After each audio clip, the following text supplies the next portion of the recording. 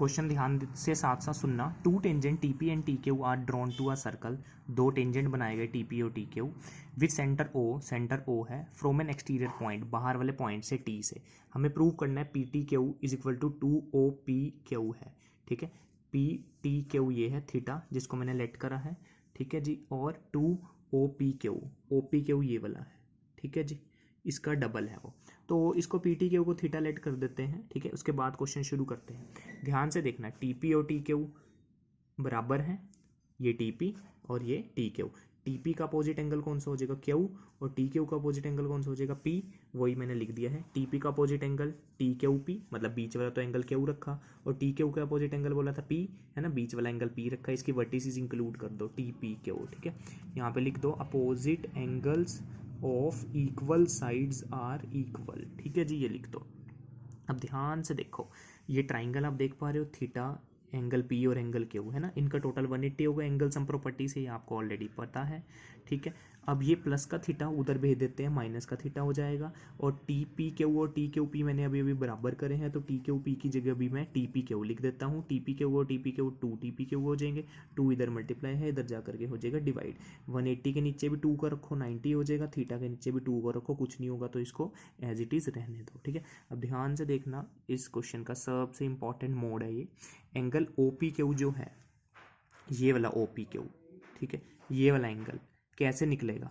अगर मैं इस पूरे टी पी ओ में से, अगर मैं इस पूरे टी पी ओ में से, ध्यान से देखो, इस पूरे टी पी ओ में से, ठीक है, या इस पूरे टी पी ओ कह लो या ओ पी टी कह लो, है ना, इस पूरे ओ पी टी में से टी पी क्यू माइनस कर दूँ, ये वाला एंगल माइनस कर दूँ। ठीक है, दोबारा देखो, ये जो एंगल ओ पी क्यू है, ओ पी क्यू मतलब सिर्फ इतना सा जो एंगल है वो कैसे निकलेगा, इस पूरे जो है ओपीटी में से, पूरा ओपीटी, इस पूरे ओपीटी में से मैं इतना पार्ट माइनस कर दूँ, इतना पार्ट मतलब टी पी क्यू है ना, टी पी क्यू कह लो या क्यू पी टी कह लो, ये माइनस कर दूँ तो मेरा ये ओ पी क्यू निकल जाएगा।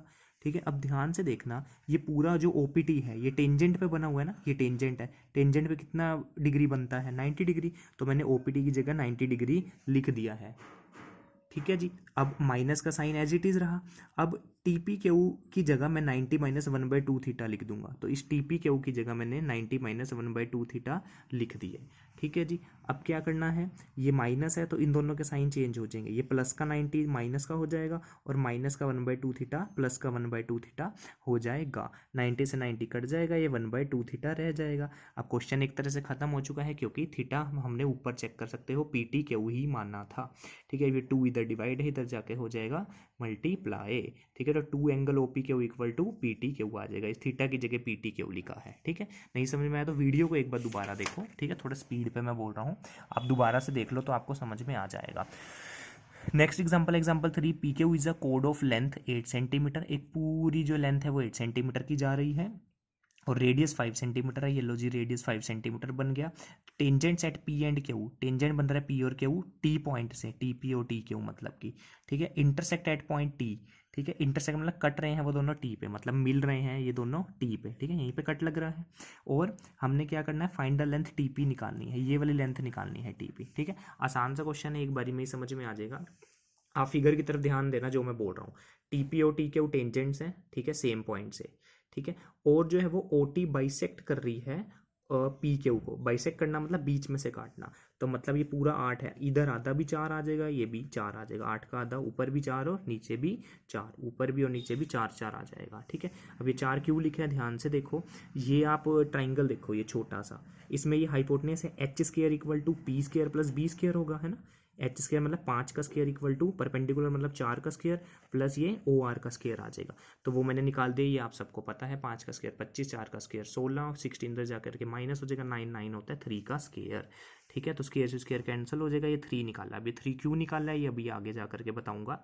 अब ध्यान से देखो, जो टेंजेंट्स हैं वो हमेशा 90 डिग्री बनाते हैं, है ना, तो ये वाला, ये पूरा एंगल है ना टेंजेंट पूरा, है ना, ये वाला पूरा, तो इस पूरे एंगल को मैंने ब्रेक कर दिया है इसमें, मतलब कि टी पी क्यू में और ओ पी क्यू में। ठीक है, या टी पी आर और ओ पी आर कह देते हैं इसको, ये और ये पूरा एंगल 90 डिग्री बन रहा है, तो इन दोनों को ब्रेक करके मैंने लिख दिया है। ठीक है, TPR और RPO, ठीक है, RPO लिख दो या OPR लिख दो, एक ही बात है, बीच में यही आना चाहिए, इस साइड से भी बीच में P आना चाहिए, इस साइड से भी बीच में P ही आना चाहिए, ठीक है। तो tangent make an angle of 90 degree, ये मैंने आपको रीज़न बता दिया है। अब अगला देखो, TPR plus PTR equal to 90 degree होगा, ठीक है, TPR और PTR इक्वल टू 90 डिग्री होगा। ये ध्यान से सुनना जो मैं बताने जा रहा हूँ। ये एक राइट एंगल ट्राइंगल देख पा रहे हो, राइट एंगल ट्राइंगल, इसमें ये 90 डिग्री है, ये अगर ये 90 है तो इन तीनों का टोटल 180 होता है ना, तो ये और ये भी तो दोनों को मिला के 90 होगा ना, क्योंकि ये 90 है, हमें तीनों का टोटल 180 बनाना है। तो ये अगर अकेला 90 है तो इन दोनों का टोटल मिला के 90 होगा ना। ये दोनों कौन कौन से हैं, एक तो P है और एक T है, तो वही दोनों लिखे हैं मैंने, एक तो P लिखा है और एक T लिखा है, साथ में इसकी वर्टिसेस लिख दी है, ठीक है जी। अब ये पहली इक्वेशन हो गई, ये दूसरी इक्वेशन हो गई। तो पहली और दूसरी इक्वेशन से देखो, TPR के बराबर आ गया, 90 के बराबर आ गया, तो मतलब ये RPO भी तो PTR के बराबर होगा ना। तो हम फर्स्ट और सेकंड इक्वेशन से RPO और PTR को बराबर कह सकते हैं, ठीक है। अगर आप इन दोनों को बराबर लिख भी दोगे, चाहे ना भी लिखोगे तो TPR से TPR कैंसिल हो जाएगा, तो RPO इक्वल टू PTR ही बचेगा।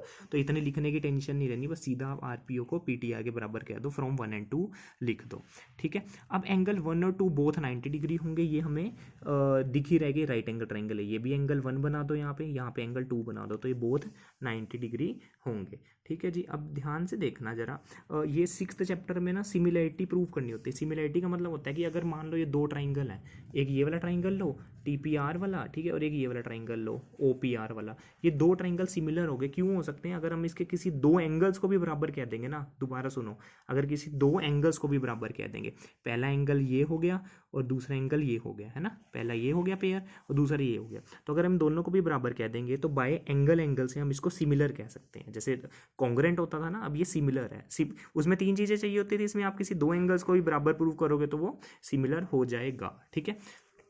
अब देखो, अगर हमने किसी को सिमिलर कह दिया है ना, तो आप उसकी क्या कर सकते हो, उसके जो प्रपोर्शन है ना उसको बराबर रख सकते हैं। प्रपोर्शन मतलब जैसे इसकी पहली साइड क्या है TP, इसकी पहली साइड क्या है PO, तो TP अपॉन PO आ गया, ठीक है। अब इसकी पहली साइड क्या है PR और उसकी पहली साइड क्या है OR, है ना, PR अपॉन OR आ गया। TP को TP रहने दो, PO की वैल्यू 5 भर दो, इसकी वैल्यू 4 और जो ऊपर OR निकाला था 3, इसको क्रॉस मल्टीप्लाई करोगे या 5 इधर डिवाइड है इधर मल्टीप्लाई कर दोगे तो आंसर 20/3 आ जाएगा, यही आपका आंसर है, ठीक है। अब इसका प्रपोर्शन कैसे लिखना है ये तो मैंने हल्की सी ट्रिक बताई है, अगर बेसिक समझना है तो वो आप मेरे से वैसे अभी प्रॉपरली समझ सकते हो कि इसका बेसिक प्रपोर्शन कैसे लिखना है। वैसे ये था कि TP को PO के TP अपॉन PO कर देंगे, ठीक है, और PR अपॉन RO कर देंगे, वो बेसिक आप मेरे से समझ लो, अगर नहीं समझ में आया तो ये थे आपके दो एग्जाम्पल्स।